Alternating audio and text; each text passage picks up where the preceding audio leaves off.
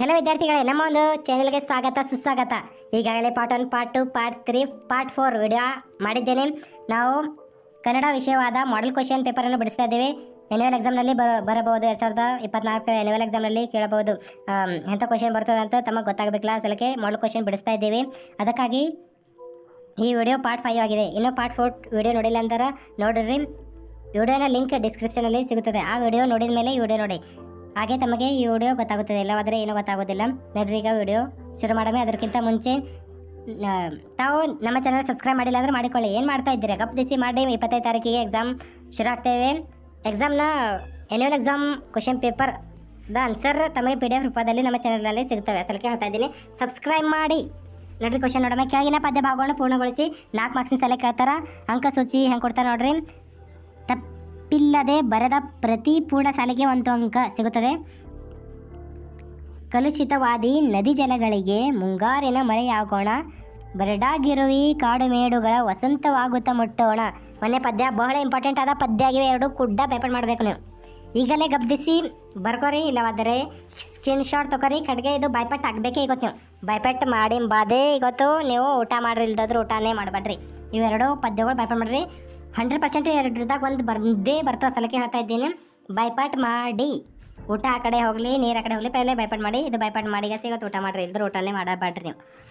ಯಾಕಂದ್ರೆ ಖಂಡಿತವಾಗಿ 4 ಮಾರ್ಕ್ಸ್ ಸಿಗುತ್ತದೆ ನಿಮಗೂ. ಬೈಪಾಟ್ ಮಾಡಿ ನೋಡಲ್ದೆ ಬರ್ರಿ 4-5 ಕಪಿ. ಆಗ ಫುಲ್ ತಮಗೆ ನೋಡಲ್ದೇ ಬರಲೇ ಬರ್ತದೆ. ಮತಗಳೆಲ್ಲವೂ ಪಥಗಳು ಎನ್ನುವ ಹೊಸ ಎಚ್ಚರದೋಳು ಬದುಕೋಣ, ಭಯ ಸಂಶಯದೋಳು ಕಂದಿದ ಕಣ್ಣೋಳು ನಾಳಿನ ಕನಸನ್ನು ಬಿತ್ತೋಣ. ಎಷ್ಟು ಒಳ್ಳೆಯ ರೀತಿಯಾದ ಪದ್ಯಗಳು ಇವೆ ನೋಡಿ. ಅಸಲಕ್ಕೆ ಬೈಪಾಟ್ ಮಾಡಿರಿ, ಎಕ್ದಮ್ ಈಸಿ ಅವ. ಮುಂದೆ ಕ್ವಶನ್ ನೋಡ್ರಿ. ಕೆಳಗಿನ ಪದ್ಯ ಭಾಗವನ್ನು ಓದಿ ಅರ್ಥ ಮಾಡಿಕೊಂಡು ಅಡಕವಾಗಿರೋ ಮೌಲ್ಯವನ್ನು ಆಧರಿಸಿ ಸಾರಾಂಶ ಬರೀರಿ. ಸಾರಾಂಶ ಬರೆಯೋದು ಅದ 4 ಮಾರ್ಕ್ಸ್ ಸಿಗ್ತಾವ. ವಿಷಯಾಂಶಕ್ಕೆ 3 ಮಾರ್ಕ್ಸ್ ಸಿಗ್ತಾವ. ನೀವು ಹೆಂಗೆ ಬರ್ತೀರಿ ನೋಡ್ತಾರೆ ಚಲೋ. ಮತ್ತು ಭಾಷಾ ಶೈಲಿಗೆ 1 ಮಾರ್ಕ್ಸ್ ಸಿಗ್ತಾವೆ. ಟೋಟಲ್ 4 ಮಾರ್ಕ್ಸ್ ಸಿಗ್ತಾವೆ. ಇದು ಕೂಡ ತಮಗೆ ಬರೀಬೇಕು. ಸಾರಾಂಶ ಬರ್ಲಕ್ಕೆ ನಿಮ್ಮ ಮಾತಿನಲ್ಲಿ ಯಾಕಾಗಲಕ್ಕೆ ಬರೀಬೇಕು. ತಿಳಿದಿನಪ್ಲೆ ಏನು ನಿಮ್ಮ ಆ ಪಾಠದಲ್ಲಿ ಹೇಳಿಂದು ಟೀಚರ್ ನಮ್ಮನ್ನು ಪದ ಗೊತ್ತದ, ಆಶಯ ಭಾವ ಗೊತ್ತದ, ಆ ಪಾಠಲಿಂದು ಪದ್ಯಲಿಂದ ನಮಗೂ ಏನರ ಕಲ್ಲೆ ಸಿಗ್ಲತ್ತದ, ಅದು ತಾವು ಬರೀಬೇಕು. ನೋಡ್ರಿ, 40ನೇ ಕ್ವಶನು. ಮರುಳು ಮಾಧವ ಮಹೀಯ ರಾಜ್ಯದ ಸಿರಿಗೆ ಸೋಲುವನೆಲ್ಲ ಕಂತೆ, ಎರಸೂಯೆ ಧನರೆ ನಗೆ ಬೇಸ ಕೈವಲ್ಲಿ ಮನವಿಲ್ಲ, ಹೊರೆದ ದಾತಾರಂಗೆ ಹಗೆವರ ಶಿರವನರಿದೊಪ್ಪಿಸುವೆ ನೆಂಬಿ ಭರದೋಳಿರ್ದೇನು ಕೌರವೇಂದ್ರನ ಕೊಂದೆ ನೀನೆಂದ. ಈ ಚರಣವನ್ನು ಕುಮಾರವ್ಯಾಸ ಎಂಬ ಪ್ರಸಿದ್ಧನಾದ ಗದುಗಿನ ನಾರಾಯಣಪ್ಪನು ರಚಿಸುವ ಕರ್ನಾಟಕ ಭಾರತ ಕಥಾಮಂಜರಿ ಎಂಬ ಮಹಾಕಾವ್ಯದಿಂದ ಆಯ್ದ ಕೌರವೇಂದ್ರನ ಕೊಂದೆ ನೀನು ಎಂಬ ಪದ್ಯ ಭಾಗದಿಂದ ಆರಿಸಲಾಗಿದೆ. ಮೊದಲನೇ ಸ್ಟೆಪ್ ಇದು ಬರಿಬೇಕು ವಿದ್ಯಾರ್ಥಿಗಳೇ. ಹಾಗೆ ತಮಗೆ ಖಂಡಿತವಾಗಿ ನಿಶ್ಚಯವಾಗಿ 100% 1 ಮಾರ್ಕ್ಸ್ ಸಿಗುತ್ತವೆ. ಅದು ಪದ್ಯ ನೋಡಬೇಕು, ಯಾವ ಪದ್ಯ ಅದಾವ ಮತ್ತು ಕವಿ ಹೆಸರು ಬರೀಬೇಕು. ತಮಗೆ ಪದ್ಯ ಹೆಸರು ಬರೀಬೇಕಾಯ್ತು. ಎಷ್ಟು ಬರೆದ್ರೆ ತಮಗೆ 1 ಮಾರ್ಕ್ಸ್ ಖಂಡಿತ ಸಿಗುತ್ತವೆ.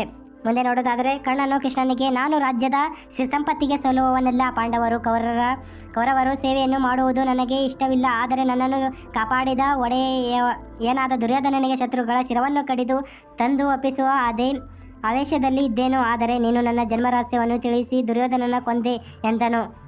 ಅಸಾಮಾನ್ಯನು, ಶೌರ್ಯನು, ದಾನಕ್ಕೆ ಉದಾತ್ತತೆಗೆ ಕರುಣೆಗೆ ಹೆಸರಾಗಿದ್ದ ಕರ್ಣನಿಗೆ ವಿಧಿಯು ಎಂತಹ ಸಂಕಟವನ್ನು ಉಂಟು ಮಾಡಿತು, ಹಾಗೂ ಅವನ ಸ್ವಾಮಿನಿಷ್ಠೆಯ ಮುಂದೆ ಶ್ರೀಕೃಷ್ಣನ ಪ್ರಲೋಭನೆ ಹೇಗೆ ವ್ಯರ್ಥಗೊಂಡಿತು ಎಂಬುದು ಈ ಪದ್ಯದ ಆಶಯ ಭಾವವಾಗಿದೆ. ನಿರ್ದಿಷ್ಟ ಗುರಿ ಸಾಧನೆಗೆ ವಿವಿಧ ಭಾವನಾತ್ಮಕ ತಡೆಗೋಡೆಗಳು ಉದಿಸಿದರೂ ಅದನ್ನು ಮೀರಿ ಸಾಗುವ ಛಲವನ್ನು ಹೊಂದಿರಬೇಕು ಎಂಬ ಮೌಲ್ಯಯುತ ಸಂದೇಶವು ಈ ಪದ್ಯ ಭಾಗದಲ್ಲಿ ವ್ಯಕ್ತವಾಗಿದೆ.